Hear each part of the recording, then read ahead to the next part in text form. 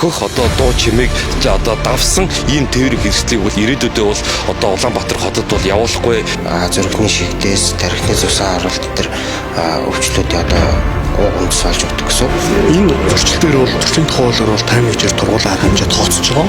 Нийгмийн эрүүл мэндийн үндэсний төв дуу чимээний бохирдол нь агаарын бохирдлын дараа орох нийтийн эрүүл мэндэд сөрөг нөлөөлөл үзүүлдэг физик хүчин зүйл гэж тодорхойлжээ.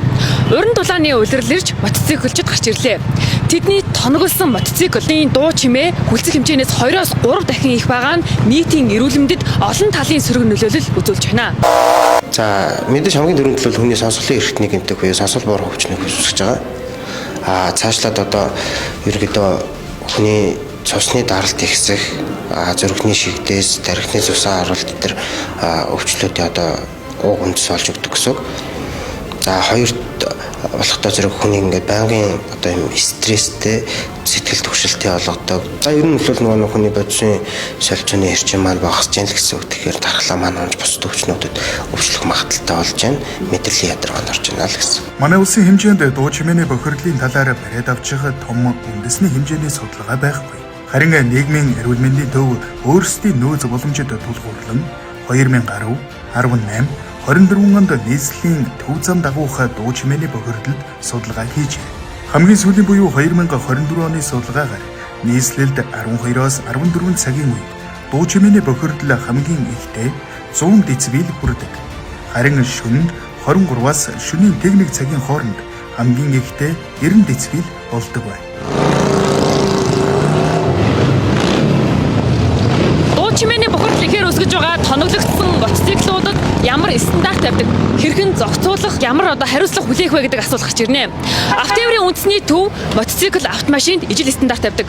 Яндангаас гарах дуу чимээний төвшин MNS 45-99 стандартын дагуу 40-оос 45 децибел байх ёстой юм а. Автотээврийн үндэсний төв стандартын шаардлага хангасан мотоциклийг бүртгэж гэрчилгээ олгодог. Улмаар техникийн үйлчилгээг зохион байгуулдаг. Гэтэл иргэд гэрчилгээгээ авсан болон техникийн үйлчилгээтэй орсноос хойш мотоциклоо тоноглох нэрийдлэр өндөр дуутай яндан тавьдаг.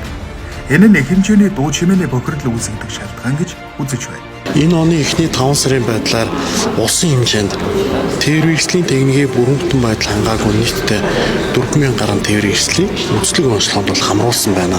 За энэ дотор яг одоо таны яриад байгаа тээврийн хэрэгслийн одоо техникийн бүрэн бүтэн байдал хангаагүй дуу түвшний децибел давсан хит чанга дуутай, бүдүү янтантай, нэмэлтээр тонгосон гэх мэт одоо зөрчлийн одоо зөрчилтэй тээврийн хэрэгслүүд хүртэл орж байгаа. Эдгээрийг одоо цагдаагийн албагч нар хяналтыг тавьж ажиллаж байна. За энэ зөрчилдөр бол төрийн хуулиар бол 51-ээр тургуулаа арга хэмжээ тооцож байгаа. За тээврийн хэрэгслийн гэрчлэгийг хурааж аваад автотээврийн үндэсний төвийн за нийслэл болон орон төхийн онцлогооны төвүүд дээр бол авчиж өгч байгаа. Манай улсын хэмжээнд дуу чимээний бохирдлын асуудлыг мэрэгжлийн хяналтын ерөнхий газар хариуцсан ажилдаг байсан. Гэтэл тус байгууллага татан бүгдснээр дуу чимээний бохирдлын асуудал хариуцах газаргүй өдийг хүрчээ. Үүнийг их сурвалжууд ч баталж байгаа.